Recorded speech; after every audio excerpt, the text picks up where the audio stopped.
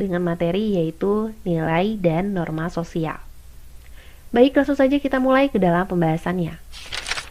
Kira-kira apa ya perbedaan antara nilai dan norma? Nilai merupakan suatu pandangan seseorang tentang suatu hal yang baik ataupun hal yang buruk. Sementara norma merupakan aturan-aturan yang berlaku dalam masyarakat itu sendiri. Bedanya dengan nilai, norma ini bersifat nyata, tegas, dan jelas. Jika kalian melanggar norma, maka akan diberi hukuman atau sanksi tertentu nih. Norma yang ada di masyarakat merupakan suatu penerapan dari nilai-nilai yang dianut oleh masyarakat tersebut. Contohnya, terdapat suatu kasus di mana kalian menemukan seseorang yang membuang sampah sembarangan. Kira-kira apa yang akan kalian lakukan? Kalian akan menegurnya atau hanya berdiam diri saja? Tentunya hal yang tepat yang harus kamu lakukan adalah menegurnya dengan cara yang sopan dan juga baik ya. Karena dalam berperilaku di masyarakat, kita harus mengedepankan yang namanya nilai dan norma sosial. Nilai dan norma ini bertujuan untuk menciptakan hubungan yang harmonis dalam suatu anggota masyarakat. Norma ini dibuat oleh masyarakat yang peduli terhadap nilai keindahan dan kebersihan. Masyarakat yang menginginkan lingkungan yang bersih, indah, dan sehat, kemudian nantinya membuat aturan untuk menjaga lingkungan. Oleh karena itu, jika ada orang yang buang sampah sembarangan, akan menerima sanksi berupa teguran. Dari contoh tersebut, maka dapat disimpulkan bahwa nilai merupakan dasar atau terbentuknya norma. Kita lanjut ke dalam klasifikasi nilai sosial. Dalam nilai sosial, terdapat beberapa macam klasifikasi, dimulai dari nilai sosial berdasarkan sifatnya. Di mana berdasarkan sifatnya itu, nilai sosial terbagi menjadi dua, yaitu nilai mendarah daging dan nilai dominan. Kita bahas satu persatu dimulai dari nilai mendarah daging.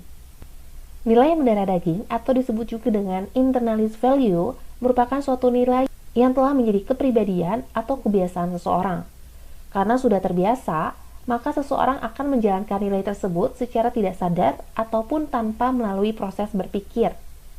Nilai yang telah mendarah daging ini biasanya telah tersosialisasi dan terbentuk sejak kalian kecil, sehingga menjadi suatu kepribadian bagi kalian.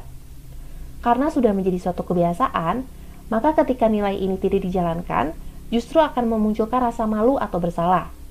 Contohnya adalah seorang siswa yang sudah terbiasa rajin dan disiplin dalam belajar, maka ketika ia tidak mengerjakan PR atau datang terlambat, ia pun akan merasa malu. Nah, sebaliknya, jika ada seorang siswa yang sering terlambat datang ke sekolah, ia tidak merasa malu karena sudah melakukannya berkali-kali dan sudah menjadi suatu kebiasaan baginya. Sementara nilai dominan adalah suatu nilai yang dianggap lebih penting daripada nilai-nilai lainnya. Tentu saja, nilai dominan ini berbeda antar masyarakat satu dan yang lainnya karena setiap orang mempunyai pertimbangan-pertimbangan tertentu. Contoh dari nilai dominan adalah ketika kalian dihadapkan oleh dua hal antara belajar dan bermain. Kalian ternyata lebih memilih belajar dibandingkan bermain. Artinya, belajar ini merupakan nilai dominan untuk kalian karena kalian lebih menganggap belajar itu penting dibandingkan bermain. Kemudian, nilai sosial berdasarkan pendapat dari Profesor Notonegoro, di mana berdasarkan Profesor Notonegoro, nilai ini dibagi menjadi tiga, yaitu nilai material, nilai vital, dan nilai rohani. Nilai material merupakan nilai yang penting bagi jasmani kalian. Contohnya adalah makan, minum, tidur, olahraga. Hal-hal yang berkaitan dengan jasmani kalian itu disebut dengan nilai material. Kemudian nilai vital merupakan suatu nilai yang jika tidak dilakukan maka akan menimbulkan suatu dampak. Contohnya adalah ketika kalian tidak mengerjakan PR, kemudian kalian dimarahi oleh guru kalian. Artinya, PR merupakan suatu nilai yang vital karena ketika kalian tidak mengerjakan, maka kalian akan mendapatkan dampaknya, yaitu dimarahi oleh guru kalian. Atau contoh lainnya ketika di luar hujan, kemudian kalian tidak membawa payung. Dampaknya adalah kalian akan kehujanan dan kebasahan. Sehingga payung merupakan nilai vital bagi kalian ketika di luar sedang turun hujan. Kemudian selanjutnya adalah nilai rohani. Jika nilai material berhubungan dengan nilai jasmani, sementara nilai rohani berhubungan dengan nilai-nilai kepercayaan kalian. Contohnya adalah beribadah atau melakukan kegiatan agama lainnya. Kemudian pada slide berikutnya kita akan membahas tentang ciri-ciri norma sosial. Ciri yang pertama adalah tertulis ataupun tidak tertulis. Aturan-aturan yang berlaku dalam masyarakat tidak semuanya tertulis. Adapun aturan yang tidak tertulis, contohnya adalah peraturan di rumah, peraturan adat, ataupun peraturan dalam bermasyarakat. Sementara contoh dari aturan yang tertulis adalah aturan-aturan formal yang terdapat dalam suatu lembaga. Contohnya aturan dalam berpakaian di sekolah atau aturan tata tertib di sekolah, dan aturan-aturan formal lainnya yang terdapat suatu organisasi atau lembaga. Kemudian yang kedua adalah merupakan hasil kesepakatan.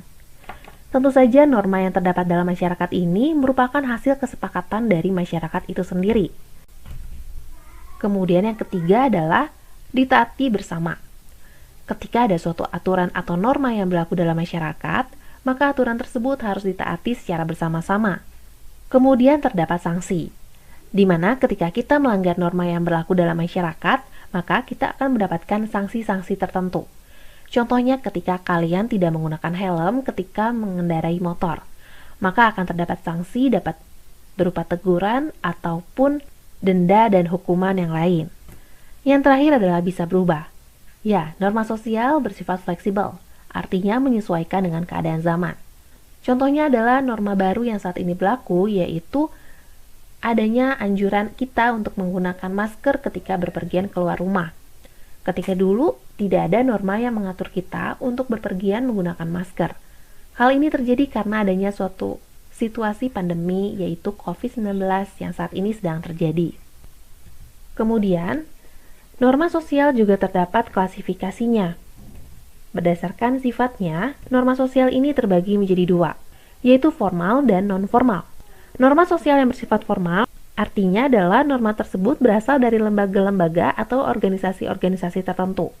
Sementara yang non-formal, biasanya norma-norma ini berbentuk sebagai norma yang tidak tertulis, artinya timbul dari suatu kebiasaan yang terjadi dalam suatu masyarakat. Contohnya adalah aturan yang terdapat dalam rumah kalian atau dalam keluarga kalian. Kemudian, klasifikasi norma sosial berikutnya berdasarkan sumbernya. Berdasarkan sumbernya, norma sosial dibagi menjadi 4, yaitu norma agama, norma kesusilaan, norma kesopanan, dan norma hukum. Norma agama merupakan norma yang berasal dari Tuhan, sehingga tidak ada yang bisa mengubah dan memanipulasi isinya yang bersifat mutlak. Kemudian yang kedua adalah norma kesusilaan. Norma kesusilaan merupakan suatu peraturan yang berasal dari hati nurani yang menghasilkan akhlak. Contohnya adalah kita tidak boleh melakukan tindakan yang tak senonoh selain dengan pasangan yang sah.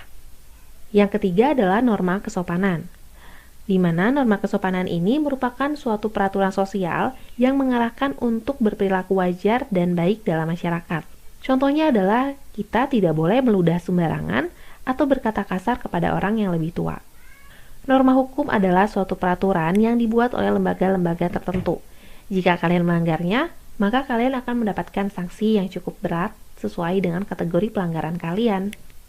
Sehingga dapat dikatakan bahwa norma sosial ini memiliki fungsi yaitu sebagai alat pengatur kalian agar tetap berperilaku baik.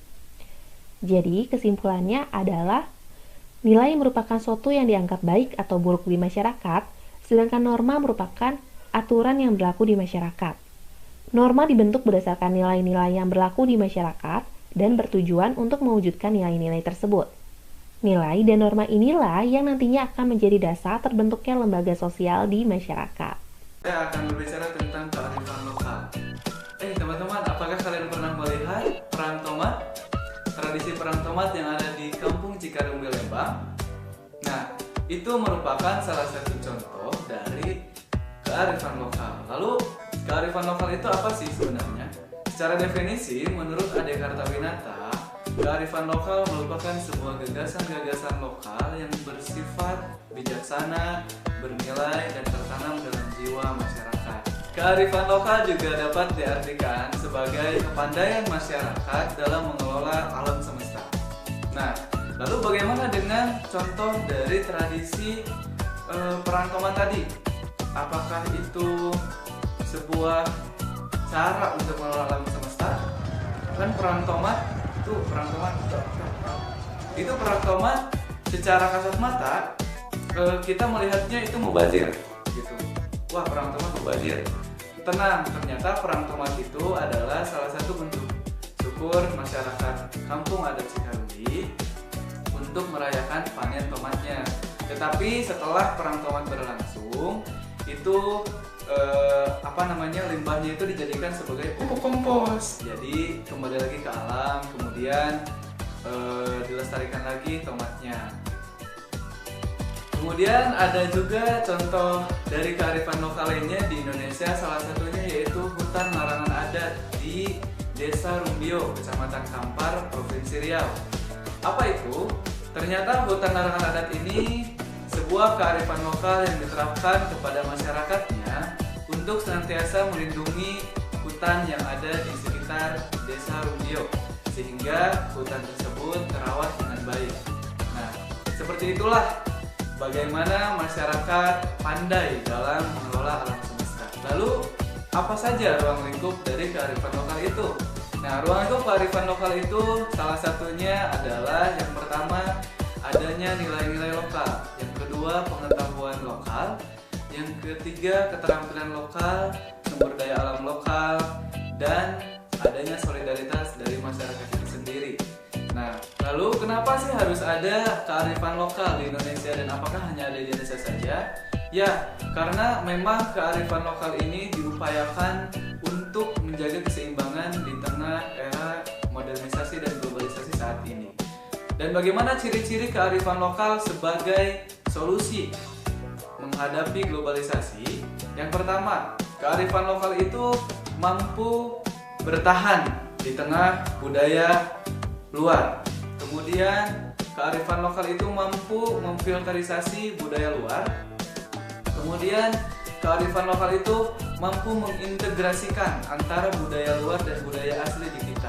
Kemudian kearifan lokal juga mampu memberikan arah kebudayaan bangsa kita. Makanya kearifan lokal itu salah satu motonya adalah act locally, think globally. Kita bertindak beretika lokal, tetapi secara pemikiran kita harus global dan mendunia. Maka dari itu, kemajuan sebuah negara akan terus bertahan dan terus ditingkatkan, meningkat. Jadi, jika kita mampu merawat kearifan lokal kita sendiri, maka kita juga tidak akan pernah khawatir dengan arus globalisasi yang ada saat ini. Bagaimana? Sudah mengerti penjelasan dari saya tentang kearifan lokal? Semoga tidak mengerti ya, karena supaya kalian mengeksplor lebih luas apa itu kearifan lokal dan bisa kalian lebih gali lagi